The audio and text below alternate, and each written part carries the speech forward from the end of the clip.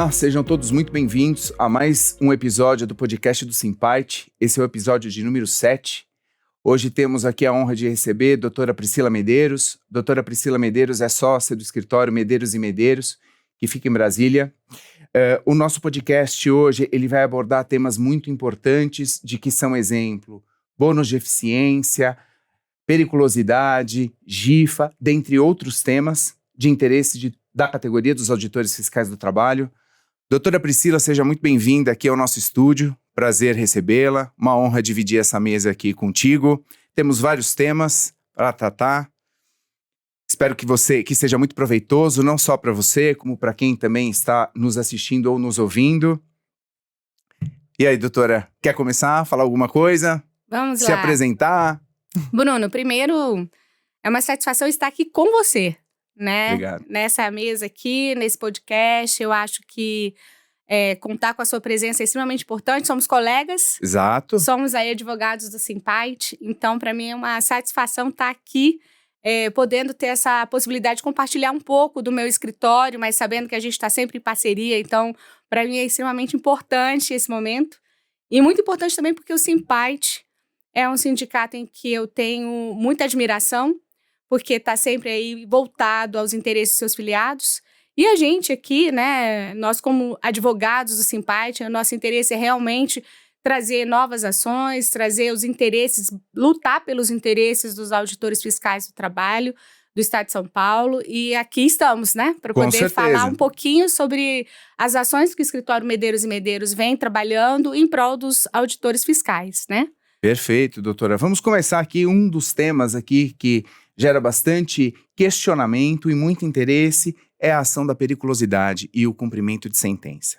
Então, seguindo aqui o roteiro, doutora Priscila, em que pé está essa questão da periculosidade para os auditores fiscais do trabalho? Conta um pouquinho aqui pra gente. Vamos lá, Bruno.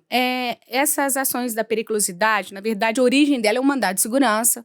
Ele foi impetrado ainda em 2000 e não foi pelo escritório Medeiros e Medeiros, e sim pelo escritório Mena Rebouças, né? A doutora Conceição, ela que realmente iniciou o patrocínio dessas ações junto ao Simparte, uma excelente advogada, minha parceira. E esse mandado de segurança impetrado em 2000 foi exatamente porque o delegado regional do trabalho, ele suspendeu o pagamento do adicional de periculosidade de todos os auditores do Estado, né? Porque o delegado regional, ele tem a jurisdição estadual naquela oportunidade. E a doutora Conceição, contratada pelo Simparte, impetrou esse mandado de segurança. Então, quando houve o trânsito julgado, esse trânsito julgado ocorreu em 2008. Desculpa, em 2016.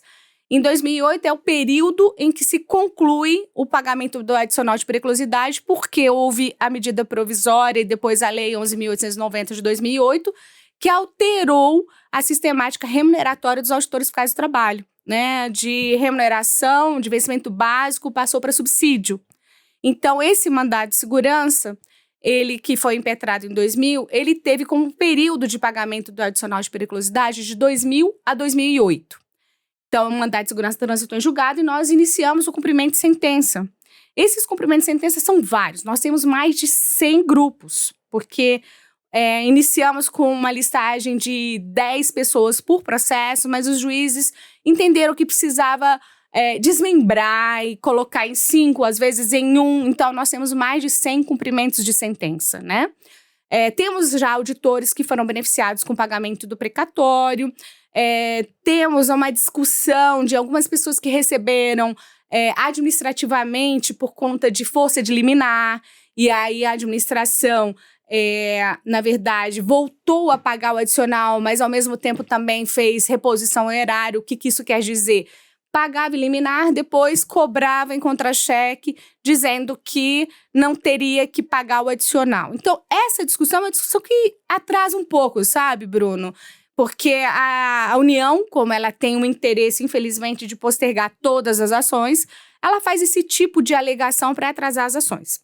E uma questão que é extremamente importante é que a União, nesses cumprimentos de sentença, ela vem alegando a ilegitimidade, que isso quer dizer que são pessoas que não teriam direito a se beneficiar desse mandado de segurança, que são pessoas que são domiciliadas no interior. Então, no começo, o TRF até entendia que a União tinha razão. e excluía algumas pessoas. Mas hoje, o escritório conseguiu pacificar o interesse desses nossos clientes. Ou seja, esses nossos clientes vêm sendo reconhecidos como legítimos, como aptos, beneficiários do mandado de segurança, né? Isso é um ganho, isso foi muito bom. Eu esqueci até de comentar que, embora a doutora Conceição tenha trabalhado durante todos esses anos no mandado de segurança, quando chegou em 2015, eu passei a ser parceira da doutora Conceição. Então, o escritório Medeiros e Medeiros, ele atua em parceria com o escritório Mena Rebouças, que é da doutora Conceição, né? Certo. Então, hoje, nós estamos caminhando para que os nossos clientes, os filiados do Simparte, sejam beneficiados com os precatórios, mas sempre lembrando que essa questão da legitimidade, ou seja, de reconhecer os filiados do Simparte do interior, a União ainda vem tentando postergar esse assunto perante o judiciário, mas nós estamos sendo vencedores. A única dificuldade é só que há um atraso por conta dessa situação. Perfeito, doutora Priscila, perfeito. E como está sendo tratado o prazo para ajuizamento dos cumprimentos de sentença? Existem aí riscos de eventual prescrição? Conta um pouquinho para nós, por Sim, favor. na verdade, o título teria prescrito, mas nós fizemos a interrupção do prazo prescricional, tá? Nós fizemos um protesto interruptivo, que é uma forma, tá? De que a gente notifica a União, dizendo assim, olha, União, a gente ainda tem interesse em entrar com cumprimentos de sentença, porque sabemos do direito dos nossos filiados.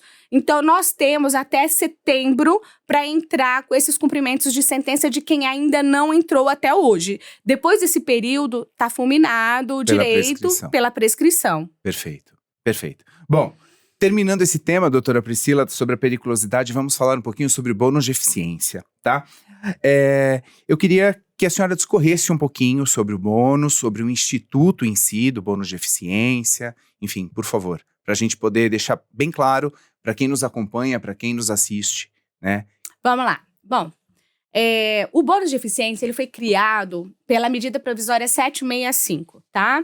Isso porque foi fruto de uma campanha salarial das entidades que representam auditores fiscais, tanto auditores fiscais do trabalho quanto auditores fiscais da Receita Federal. Até aproveitando essa oportunidade, Bruno, para falar para os nossos aí ouvintes, né, que eu trabalho com a carreira de auditoria fiscal desde 2004.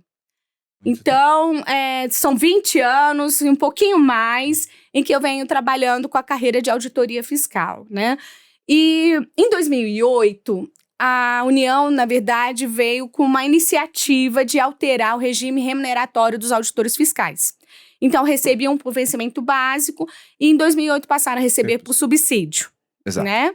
E quando chegou em 30 de dezembro de 2016, foi editada a medida provisória 765. E essa medida provisória, ela alterou o regime remuneratório. Passou novamente a ser por vencimento básico e aí foi criado o bônus de eficiência e produtividade. O bônus de eficiência, o que é isso? O que é essa bonificação? É uma bonificação que foi criada para poder premiar os auditores fiscais diante de um programa de produtividade no âmbito do Ministério do Trabalho, né? Então, teria que ter uma fiscalização, um incremento da fiscalização para que o auditor fiscal tivesse direito à percepção dessa bonificação. A lei previu que essa bonificação seria paga também para aposentados e pensionistas. Mas, num formato diferente. Quem tivesse mais tempo de aposentadoria e pensão teria menos valor da bonificação. E aí muitos dos aposentados e pensionistas realmente ficaram indignados. Por quê? Porque isso, na verdade, para eles havia uma violação ao princípio da paridade. Exato. Porque, olha só, eles recebiam subsídio, todo mundo o mesmo valor. De repente mudou para vencimento básico, com uma bonificação. Uma bonificação que, inclusive, Bruno, ela vinha sendo por aferição global, não é institucional. Então, o princípio que norteia o bônus de eficiência era o princípio da eficiência. Se é eficiência, ela teria que aferir individualmente o que o servidor trabalha, como ele está agindo, como ele está fiscalizando, realmente ele está se empenhando para poder incrementar a fiscalização do seu órgão. E não foi assim que ele foi criado. Ele foi criado como uma fiscalização, como uma arrecadação, como uma produção global. A aferição ela é global e não individual. E por isso que realmente houve uma indignação enorme e com toda razão. Com toda certeza. Porque a gente sabe que há servidores que realmente vestem a camisa do órgão, como há alguns poucos, mas há servidores que não são tão efetivos assim. Então, aposentados que trabalharam aí mais de 40 anos, muitos deles, viram a bonificação a ser paga 35% só para eles. Então, assim, realmente é de se indignar, eu entendo perfeitamente. E o maior problema disso tudo ainda foi que o bônus de eficiência ele foi criado em 2016, mas a regulamentação, porque a lei cria o bônus, a lei cria o programa, mas a lei fala assim, olha, precisa ter um regulamento. Um regulamento para poder falar assim, olha, vai ter um comitê gestor, esse comitê gestor vai fixar quais são as ações em que vão possibilitar a aferição dessa produtividade. Na verdade, ele vai dizer ali como que vai ocorrer, como vai funcionar esse programa da produtividade. Só que o Poder Executivo demorou só 7 anos para regulamentar. Então, durante todo esse período, os ativos receberam R$3.000 e os aposentados em valor inferior. E quem tinha mais tempo de aposentado recebia R$1.050. Uma disparidade considerável. Considerável. E aí, o que acontece? Quando você não está tendo a aferição da produtividade, o ativo, para receber os 3.000, isso eles estão recebendo como? Como reajuste. Sim. Porque é só você ser auditor fiscal do trabalho ativo que você recebe 3.000. E aí o aposentado e pensionista vai estar recebendo ali conforme os percentuais definidos na lei. Mas nada que faça com que o ativo receba aquele valor de uma forma diferenciada, por algo a mais que ele tenha feito. E por isso nasceu, então, a tese da paridade. Sim. Tá? Sim. Porque realmente o ativo, ele recebia 3.000 e o aposentado pensionista, percentuais desse valor, a depender do tempo do benefício previdenciário. E quando não há nada que diferencie para que o ativo receba esse valor, a gente sabe que é uma vantagem genérica. Sim, né? Com certeza. Eu sou advogada de outros processos e em um outro processo de auditor fiscal da Receita Federal, eu entrei com essa ação da paridade, pedindo, então, uma obrigação de fazer para pagar o valor integral para aquele aposentado, e chegou até a Turma Nacional de Uniformização. Perfeito. Nessa turma, ficou definido, foi estabelecido um tema, fixado uma tese, que é a tese 332, em realmente ficou ali reconhecido o direito dos aposentados e pensionistas receberem o bônus de eficiência integralmente, assim como ativo, durante o período em que não houve regulamentação. Ótimo. E daí, nós entramos para todos os filiados do Simpait que se manifestaram, nós entramos com ação para esses filiados, aposentados e pensionistas, e estamos sendo vitoriosos. Por quê? Porque passou a ser uma decisão vinculante na TNU. Hoje, a União ela já não tem mais o que contestar, porque ela é vinculante no âmbito do Juizado Especial Federal, Bruno. Perfeito, perfeito.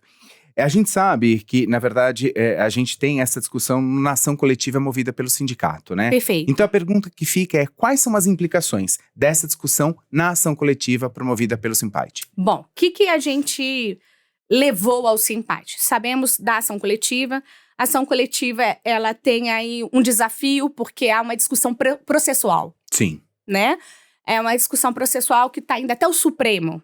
Perfeito. Então, ainda que se resolva essa questão processual que é com relação à legitimidade, que é uma questão que, embora seja pacífica, mas ainda a União sempre, na sua estratégia de postergar, entra com recursos e mais recursos. Então, no momento em que se definir a questão da legitimidade do sindicato, vai voltar para a primeira instância para poder ser julgada a ação, para então iniciar um cumprimento de sentença. Então, nós propusemos ao Simpait em ajuizar ações individuais no âmbito do juizado, até porque já é uma decisão vinculante, E nessas ações individuais, o que a gente busca, Bruno? Hoje nós estamos em 2025. Observando a prescrição quinquenal, né? São 5 anos que a gente pode entrar contra a União. Então, nós temos de 2020 a 2025, por exemplo. Né? Perfeito. Esse período anterior a 2020, a gente tem como fazer o cumprimento de sentença na ação coletiva quando ela transitar em julgado. Por quê? Porque ela busca o direito desde a sua origem, Sim. 2017. A ação individual já não tem mais como, porque elas são 5 anos, Sim. né? Então não teria mais possibilidade. E aí se convive, é possível ter cumprimentos, obviamente é possível para nós advogados. A gente sabe que a União pode querer contestar, alegando litispendência. Mas como são períodos diferentes, né? A gente tem proposto de 2020 para cá. Na verdade, até outubro de 2024, por conta da regulamentação no âmbito do Ministério do Trabalho, né? Então, nós temos entrado com cumprimento de sentença. Então, a ação coletiva, ela ficará preservada desde a sua origem até a data em que se iniciou a ação judicial individual, tá? Existe uma questão, Bruno, que a gente está... por conta, inclusive, do tema 332, que é vinculante, a União está propondo acordo, tá? Perfeito. Isso é muito importante. Isso. Está propondo acordo porque fala, eu já vou perder mesmo. Sim. Então, pelo menos vamos diminuir o meu prejuízo, que na verdade quem é o prejuízo do servidor. Sim. Mas a União sempre está buscando artifícios para diminuir, né, o seu gasto. Sim, o quanto ela vai pagar, né? Exatamente. Só que tem um problema, Bruno. Para adesão ao acordo, o filiado, o servidor, ele vai precisar, o aposentado pensionista, ele abre mão da ação coletiva, tá? Isso é importante falar. Importantíssimo. Muito importante. Porque às vezes as pessoas falam, que bom, então eu vou receber mais rápido na ação individual e ainda vou receber na ação coletiva. Não. Se você faz um acordo na ação individual, você está abrindo mão da ação coletiva. Então, assim, a gente deixa muito claro para os filiados sobre essa restrição, sobre essa limitação. Porque lá na frente, né, as pessoas podem, que não quiserem fazer o acordo, podem receber nas 2 ações, mas quem optar pelo acordo, receber mais rápido. E aí, essa questão de acordo é uma questão de foro íntimo. Sim. Às vezes eu estou precisando para uma questão de saúde, ou porque eu realmente quero usufruir do meu direito agora, não quero esperar daqui a 5 anos. E a gente respeita e está sempre em prol dos nossos clientes, né? Sim, mas é importante falar sobre isso. Sim, muito importante. E esse valor do acordo, geralmente, eles vêm... o teto do juizado hoje são 60 salários mínimos, né? Dá 91 mil e alguma coisa. Isso. E eles estão propondo aí 15% de deságio, daí uns 86, 88 mil. Mais ou menos isso, tá, Bruno? Tá. E Perfeito. geralmente o que está acontecendo? As pessoas que optam pelo acordo, pela lei, até 90 dias ela recebe esse valor, mas tem os procedimentos cartorários, que aí demora que a gente aí uns sabe 60... que pode variar. Exatamente. Muito mais do que 60 Exatamente. dias. Perfeito. Como essa disputa se relaciona ainda, falando, né, com a Lei 8.112 de 90 e a Constituição Federal? O que está sendo considerado quanto à gratificação natalina e o adicional de férias, doutora Priscila? Perfeito. Ótima pergunta, Bruno, porque isso, muitas pessoas, e aí, inclusive os ativos, eles podem se beneficiar disso. Ótimo. A TNU, quando ela fixou o tema 332, ela fixou que o bônus de eficiência ele é uma vantagem genérica. O que isso quer dizer, gente? Ela é paga para todos indistintamente, tá? Não existe nada que diferencie o ativo do aposentado pensionista para a percepção do bônus de eficiência. Isso foi reconhecido realmente de 2017 a 2024. Então, nesse período, como ela não foi vinculada a nenhum tipo de atribuição que foi exercida pelo auditor fiscal, é devido a uma implicação relativa à Lei 8.112 e à Constituição Federal nesse período. O que quer dizer com isso? Bom, se nesse período o bônus foi recebido como uma vantagem individual, genérica, remuneratória, ela se soma à sua remuneração. E para isso, o 13º e o adicional de férias, ele também tem que ter a repercussão do bônus. O reflexo, com certeza. O reflexo, né? Então, pode entrar na mesma ação? Ah, então na ação que você já entrou, as pessoas vão ser beneficiadas com um adicional de férias e a gratificação natalina lá? Não. Por quê? Muita gente me pergunta isso. Porque na ação em que a gente pede a paridade, a gente só pede a paridade no sentido de que o valor que o ativo recebeu, o aposentado pensionista tem que receber. Mas o ativo, ele não recebeu o adicional de férias nem a gratificação natalina nesse período, relativamente ao bônus de eficiência. Porque para o governo, o bônus de eficiência, ele é uma vantagem pro labore faciendo, ou seja, ele só é vinculado àquela arrecadação que ele efetivamente deveria ter desempenhado, ter incrementado. Mas nada disso aconteceu. Então, até para o ativo, não só para o aposentado e pensionista, mas também para o ativo, foi reconhecido que o bônus, ele é uma vantagem genérica. Portanto, nós estamos entrando com a ação para todos Perfeito. os membros da categoria, para buscar o adicional de férias e a gratificação natalina dos últimos 5 anos. Nosso prazo prescricional, né? Isso, e limitado sempre a outubro de 2024, tá? Perfeito. Então, a gente já não consegue pegar de 2019. A gente pega de 2020 a 2024. Perfeito, doutora. Perfeito. Bom, vamos mudar de assunto agora. Falamos Sim. sobre o bônus, falamos sobre a periculosidade. Agora a gente vai falar sobre a GIFA, Perfeito. tá? Que é um ponto de atenção, a gente sabe, né? Há alguma novidade concreta sobre um acordo com a União lá na questão da GIFA? Vamos Discussão lá. sobre a GIFA. É importante também a gente falar isso. A gente sabe que muitos dos filiados do Simpart já obtiveram êxito em outras ações, né? Mas, para os pensionistas especificamente, eles não foram contemplados em outras ações. E os pensionistas do Simpart hoje têm um título judicial em que a União propôs acordo. Então, a gente já entra, Bruno, já com um cumprimento do acordo judicial. Eu não preciso discutir nada, valores, nada, porque a própria União já apresentou qual é o valor devido. Perfeito. E a gente só requer a homologação desses valores, né? Então, essas ações, como a gente faz? Como a União já apresentou valor, é uma petição conjunta em que a gente pede a homologação do acordo e aí já se expede o precatório. Então, é uma ação que, como houve o reconhecimento da GIFA no Supremo, no STJ, ela foi pacificada e a União, então, mais uma vez, propôs acordo. E a gente fala, poxa vida, a União está sempre ganhando, né? Porque sempre faz acordo, sabe que é um direito que vem aí desde 2004. Mas a gente sabe também que o judiciário prolonga tanto. Sim. Que, às vezes, o acordo, embora a gente esteja abrindo mão de um direito, mas eu acho que o tempo vale mais do que o dinheiro muitas vezes, né? Com certeza. Então, a gente entende que é um benefício, né, para os pensionistas, esse título, aderir a esse acordo. Então, a gente está nessa fase de homologação e já de recebimento para aqueles que já fizeram adesão há um tempo atrás. Perfeito. Doutora Priscila, e o que a senhora destacaria como o aspecto mais relevante do processo neste momento que os auditores fiscais precisam saber, ter ciência? Olha, sempre a prescrição, né, Bruno? A prescrição é o nosso inimigo. Com certeza.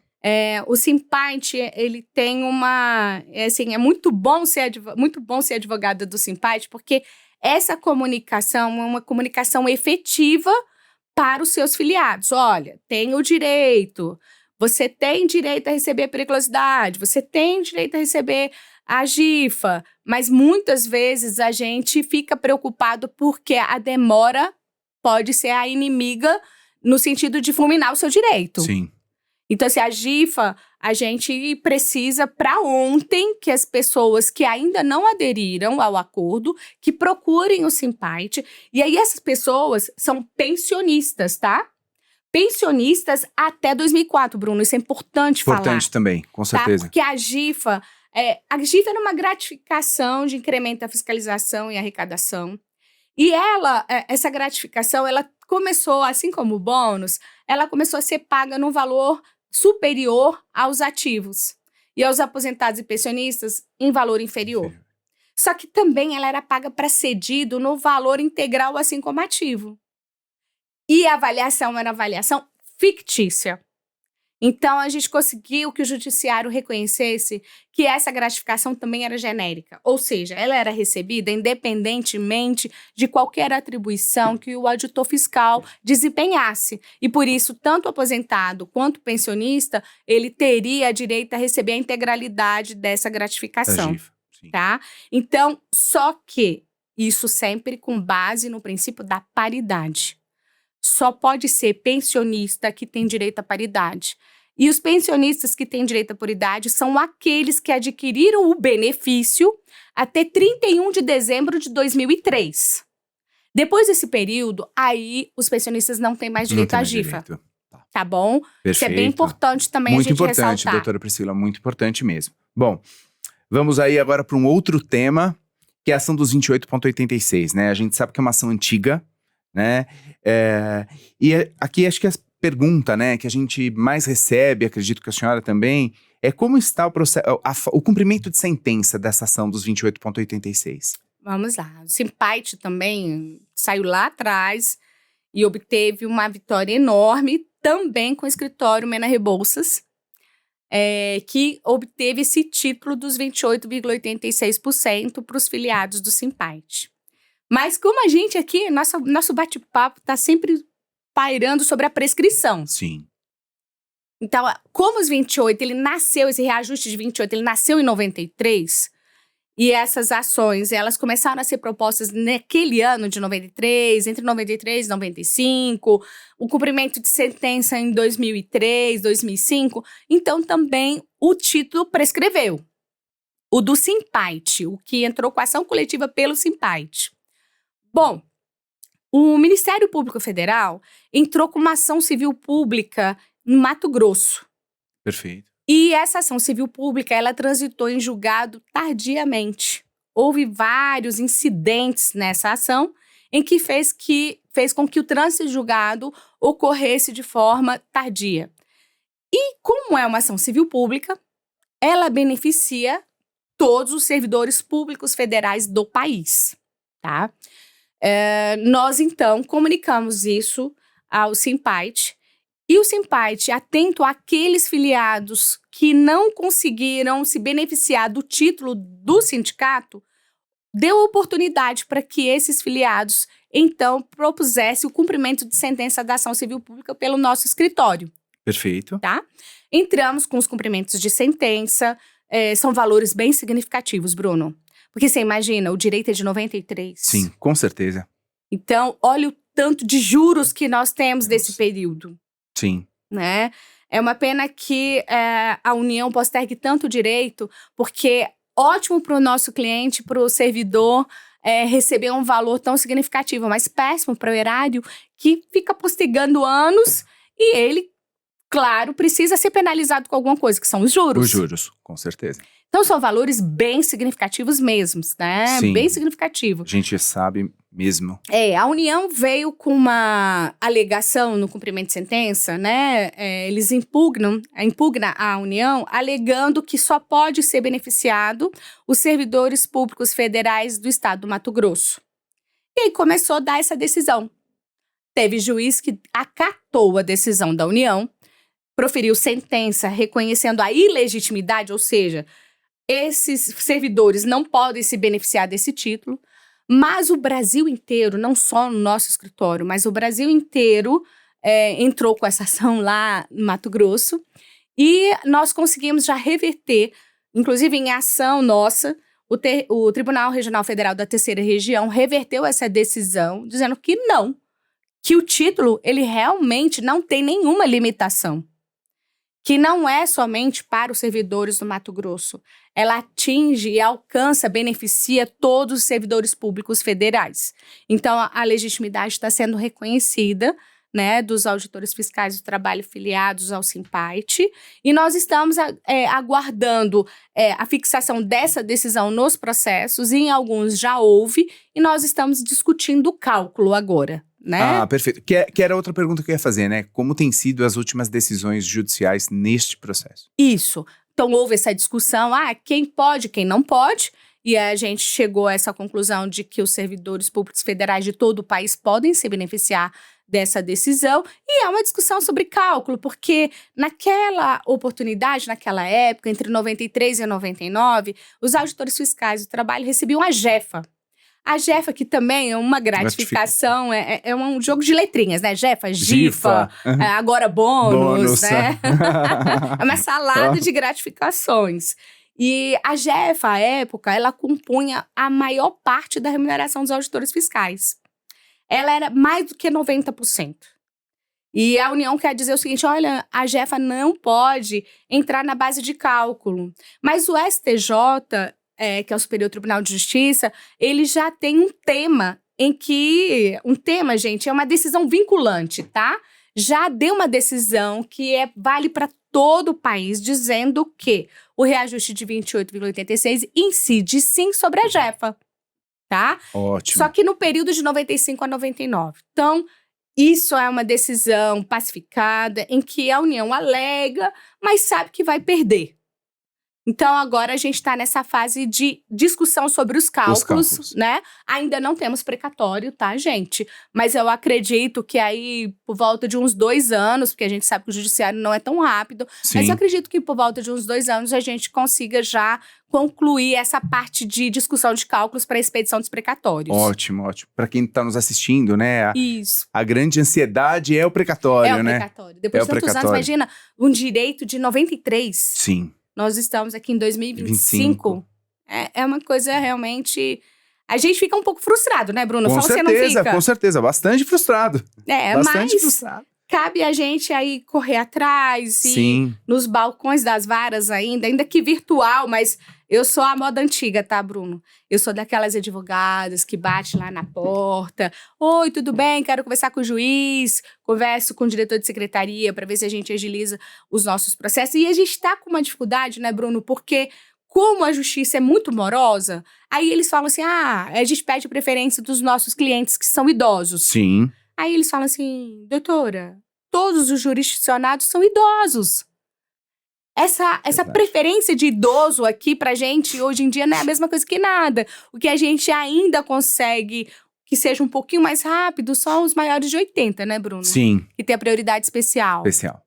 Fora isso, a gente tem a dificuldade de falar que hoje os jurisdicionados são idosos. Mas por quê? Por conta do próprio judiciário. Sim, da morosidade, que é uma demora né? absurda, né? Absurda, infelizmente. Bom, pra gente ir pra parte final aqui dessas várias ações que a doutora patrocina, a gente vai falar um pouquinho sobre os anuênios, a ação dos anuênios e vantagens individuais, né? Após a promulgação, vou entrar aqui, após a promulgação da Lei 13.437 de 2017. Eu queria que a doutora fizesse, por favor, um breve histórico, um breve apanhado sobre esse tema. Tá ótimo, vamos lá. Essa 13.437, né, 467, desculpa, foi a lei que realmente ela alterou o sistema remuneratório e trouxe várias demandas para os auditores fiscais. Porque, como a gente fez ali um apanhado quando a gente falou da periculosidade, essa lei de 2017 que criou o bônus, ao mesmo tempo, ela mudou do subsídio para vencimento básico. Exato. E antes do subsídio, porque o subsídio, constitucionalmente, gente, quando você recebe o subsídio, você não pode receber mais nenhuma outra parcela em conjunto com o subsídio. E a gente sabe que muitos dos auditores fiscais recebiam os anuênios, recebiam os quintos, décimos, tinha a vantagem do 20% sobre tudo, que era aquelas pessoas que se aposentavam na última referência. Então, decisões judiciais transitadas em julgado, quem tinha 3,17, né? Muitos também que tinham decisões sobre abate-teto. Então, as pessoas recebiam, inclusive, acima do teto, diante dessas vantagens individuais e decisões judiciais transitadas em julgado antes de se alterar para subsídio. Perfeito. Muita gente ficou recebendo VPNI nesse momento, você lembra, Bruno? Com certeza, com certeza. E como em 2017 voltou para vencimento básico, não voltaram essas vantagens individuais para o contra-cheque. Certo. Mas essas vantagens, elas estavam incorporadas no patrimônio jurídico do servidor. Por exemplo, vamos lá pensar. O senhor João. O senhor João trabalhou lá 15 anos ininterruptos e teve direito a 15% de anuênios. recebia os 15% antes do subsídio, a título de anuênios, adicional por tempo de serviço. Depois que voltou a ser vencimento básico, ele teria que voltar esses 15% para o contra-cheque. Porque estava no patrimônio jurídico dele, era um direito adquirido. Nesse caso, não é direito adquirido a regime jurídico, que é o que falam. Não, é o direito adquirido porque é uma questão pessoal. Ele trabalhou aqueles 15 anos e ele tem direito àqueles 15%. Mas a administração não... na verdade, ela não voltou com esses 15%. Então, essa ação que o Simpart propôs é exatamente para fazer com que esses valores a título de anuênios, quinquênios, quintos, décimos, decisões judiciais transitadas em julgado, que elas voltem a ser recebidas em contra-cheque. Perfeito. E isso vai ser um ganho enorme, porque você imagina, ninguém tem reajuste, a briga que está sendo para ter um reajuste. Para ter um reajuste. Então, se a pessoa volta a ter seus 15%, olha aí, quantos anos tem que ninguém recebe 15%? Com certeza, com certeza. Né? Então, essa ação dos anuênios, né? Na verdade, a gente denomina anuênios, apelida, mas ela vem com todas essas vantagens individuais que o servidor recebia antes de mudar para subsídio. Perfeito. Nós entramos com a ação, a União questionou o valor da causa, querendo colocar uma causa trilionária, mas ela é inestimável, porque a gente não sabe quantas pessoas vão se beneficiar dessa ação, né? Tá para proferir sentença. Tá? É o que eu ia perguntar, o andamento processual dessa ação. Então, ela está aguardando a prolação de sentença. Isso, e a juíza é uma juíza que ela é muito sensível à causa dos servidores, no sentido de que ela compreende muito bem a legislação dos auditores fiscais. Perfeito. Então, assim, nós estamos, assim, com uma expectativa de que ela entenda realmente que o direito precisa prevalecer. De que os auditores, eles têm direito a receber essas vantagens porque você pensa, né? Quando os anuênios... Porque os anuênios foram extintos em 97. Isso é importante falar, tá, Bruno? Com certeza. Falar o seguinte, pessoal. Todo mundo vai ter direito a anuênios? Não. Só as pessoas que recebiam até 2008 os anuênios. Com essa ação, elas vão voltar a receber. Quem nunca recebeu, não vai, com essa ação, começar a receber. Né? Muitas pessoas me perguntam, eu tenho direito a essa ação? Não tem direito, porque os anuênios, eles foram extintos em 1997, assim como outras vantagens também, quintos, décimos. Na verdade, o governo acabou com uma medida provisória à época, fulminou o direito das pessoas, então, quem tinha o direito, tem lá, resguardado, continuava recebendo. Certo. Tá? Então, realmente só vai ter direito quem já recebia no passado os anuênios. Perfeito, doutora Priscila. Perfeito. Na verdade, aqui, acho que a gente passou por todos os pontos, né? Por todas... Posso te pedir uma... Claro, esteja à vontade. Faltamos falar, sabe do quê? A implementação da periculosidade após a 13464. Por favor. Tá? Porque, de novo, voltando a essa lei que alterou tudo. Tudo. Quando também, da mesma forma como os anuênios, Bruno, os auditores que trabalhavam em condição de periculosidade, durante esse período de subsídio, não pôde receber o adicional de periculosidade, porque subsídio não pode cumular com outros adicionais. Mas voltaram a receber o vencimento básico em 2017. Mais uma vez, embora o Simpart desde 96 tenha um laudo que reconheça que a atividade desempenhada pelo auditor fiscal do trabalho em São Paulo seja uma atividade que é inerente à periculosidade, à percepção da periculosidade, a administração não implementou novamente o adicional de periculosidade, tá? E aí a gente precisou voltar a entrar com ações para garantir que os auditores que trabalham em condições de periculosidade voltem a receber o adicional de periculosidade. Então, implemente contra-cheque e receba dos últimos 5 anos, né? A gente então, a gente tem aí mais ou menos umas 20 ações, tá, Bruno? Perfeito. Mas temos aí embora tenhamos o laudo de 1996 que garante essa situação, e eu digo, Priscila, mas de 96 vale o laudo? Vale, porque para o STJ, enquanto a administração não produzir, não determinar que seja realizado um novo laudo para poder contestar aquela atividade periculosa, ela é válida. Perfeito. Entendeu? Isso é importante destacar. Isso.